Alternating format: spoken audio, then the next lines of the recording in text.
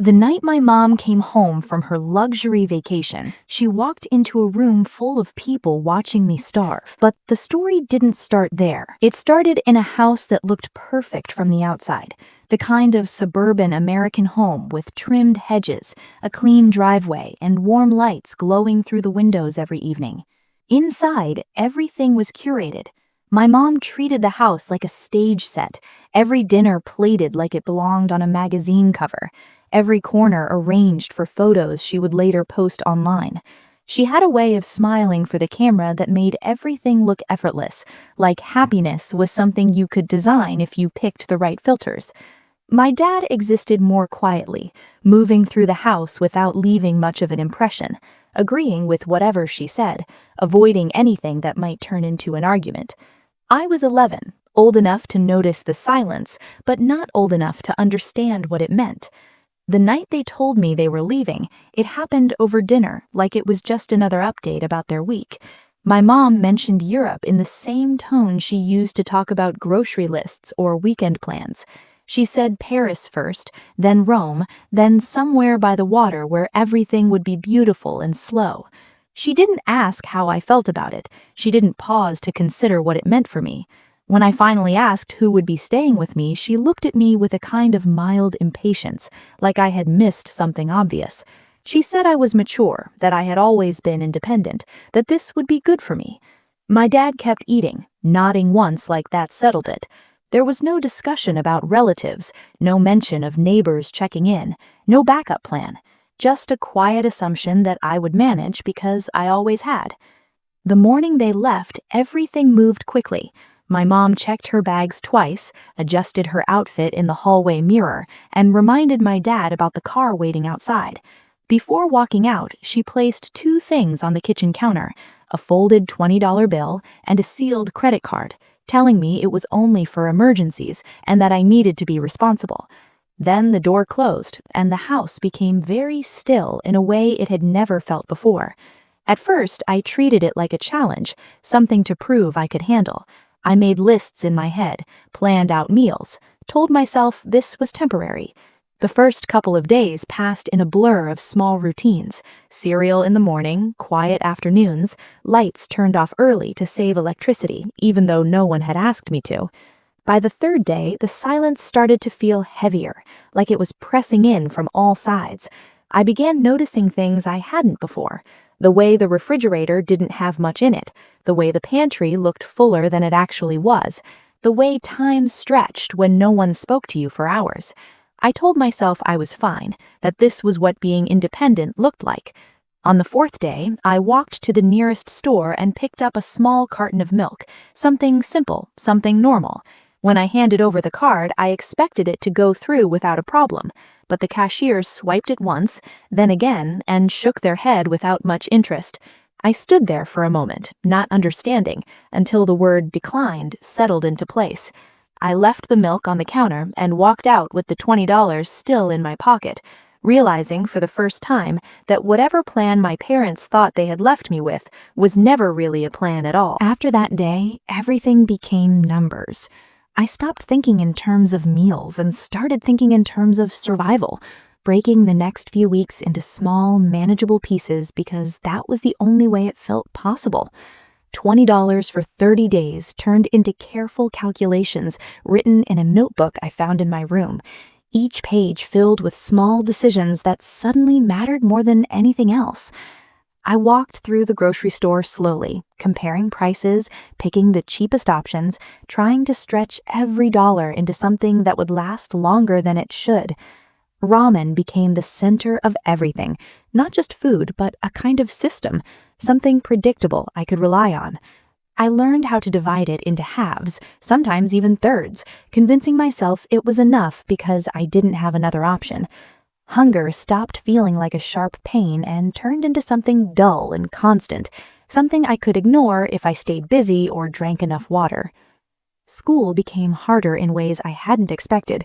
Lunchtime was the worst, sitting at a table where everyone else had more than they needed, watching trays come and go, food left behind without a second thought. I started telling people I wasn't hungry, that I had eaten earlier, that I just didn't feel like it that day. It was easier to lie than to explain something I didn't fully understand myself. I noticed how often people wasted food, how casually they treated something that had become so important to me, and it created a kind of quiet distance between me and everyone else. I wasn't part of the same world anymore, even though I was sitting right there.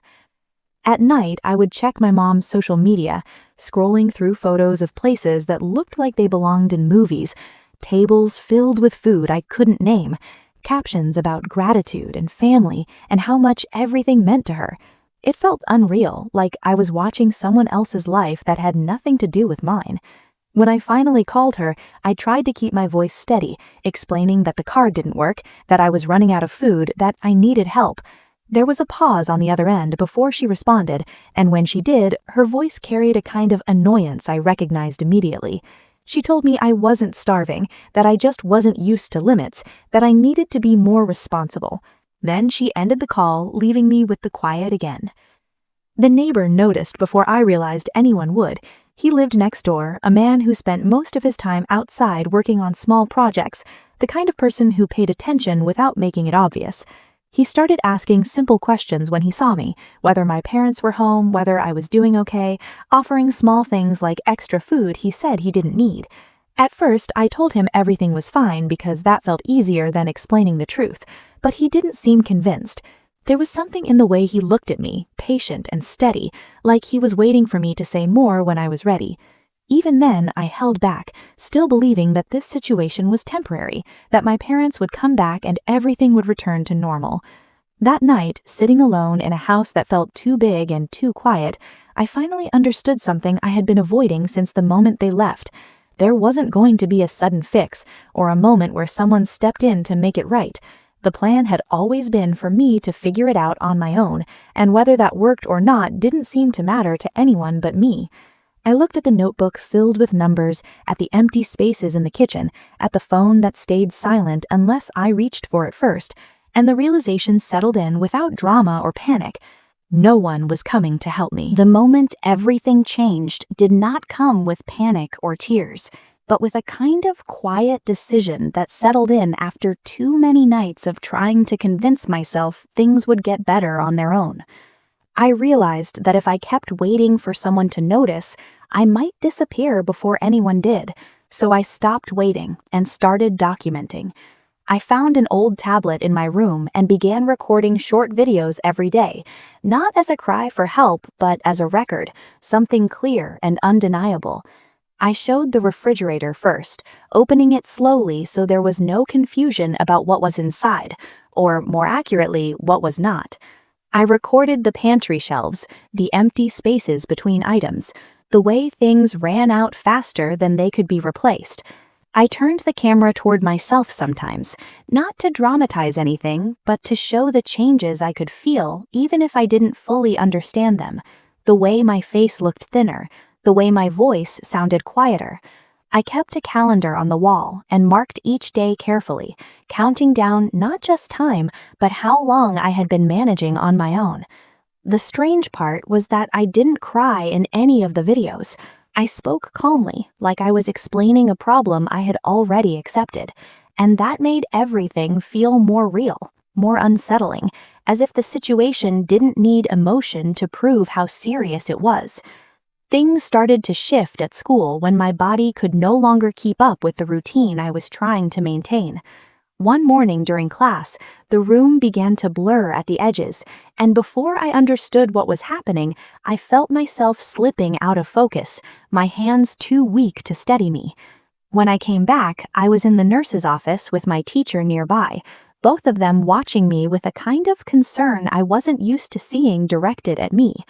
They asked simple questions at first, when I had last eaten, whether everything was okay at home, and I answered carefully, still holding on to the idea that this was something I needed to handle myself. But something in the way they looked at each other made it clear that they were already starting to piece things together. That same evening, my phone rang, and my mom's voice came through sharp and controlled, asking what I had told people.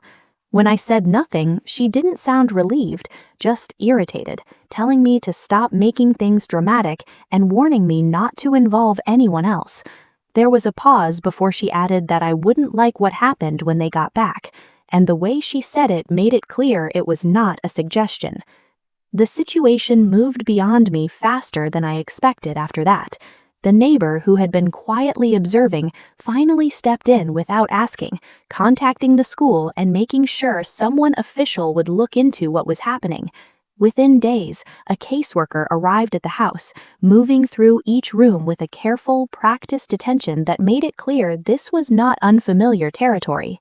When she asked if I had anything to show her, I brought out the tablet and handed it over without explanation. She watched every video in silence, her expression steady, taking in each detail without interrupting. What followed unfolded with a precision that felt almost unreal.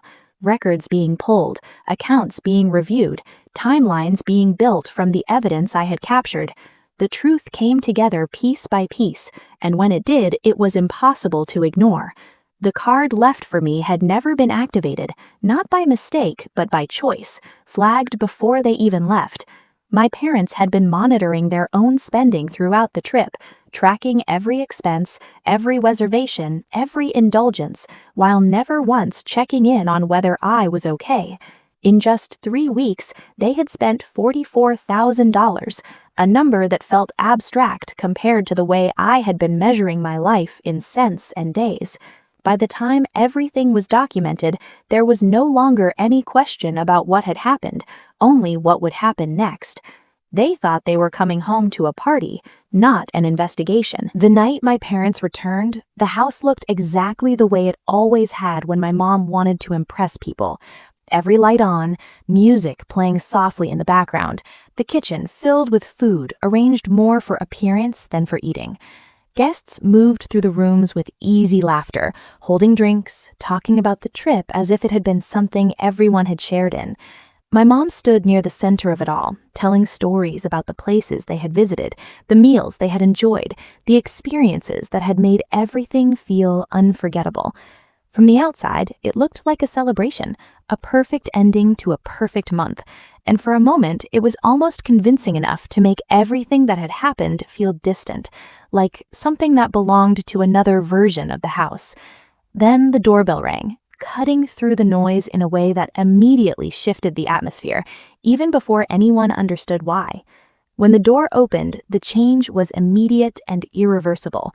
The caseworker stood there, with 2 officers behind her, their presence calm but unmistakable, and the conversations inside the house began to quiet as people noticed something was wrong. My mom tried to maintain control, asking what this was about, her tone still carrying that same confidence she used in every other situation, but it didn't hold for long. There was no argument, no raised voices, just a simple request to come inside and a quiet understanding that this was no longer something she could manage with words alone. What happened next unfolded in a way no one in that room had expected. Instead of explanations or accusations, the videos began to play, the screen filling with images that spoke for themselves. The refrigerator, empty and silent. The calendar with days marked off one by one. My voice, steady and calm, describing things that should never have been normal. Day 17. I have $3 left. The room grew completely still as each clip continued, the reality of it settling over everyone at once, leaving no space for denial or reinterpretation. My mom tried to speak, to shape the narrative into something she could still control, saying that it was exaggerated, that I had always been dramatic, that there was more to the story than what people were seeing. But the evidence did not leave room for doubt, and every attempt to redirect the conversation only made the truth more obvious. The officers moved forward with quiet efficiency, explaining what would happen next, while the guests who had filled the house just minutes earlier now stood in silence, unsure where to look or what to say. The shift from celebration to consequence was complete, and there was nothing left to hold on to from the version of reality my mom had tried to present. In the days that followed, everything changed in ways that felt both sudden and long overdue. I moved into a smaller apartment with my aunt, a place that didn't look impressive from the outside, but felt different in ways that mattered more than appearances. There was food in the kitchen that no one counted, conversations that didn't feel like performances, and a kind of consistency I hadn't realized I was missing. For the first time, someone asked me if I had eaten and waited for an answer. Someone showed up to things that mattered to me without needing a reason beyond the fact that I was there. It was not a dramatic transformation, just a steady shift into something more real, something that didn't require effort to maintain the illusion of being okay. Looking back, it became clear that my mom had spent $44,000 trying to escape a life she didn't want to deal with.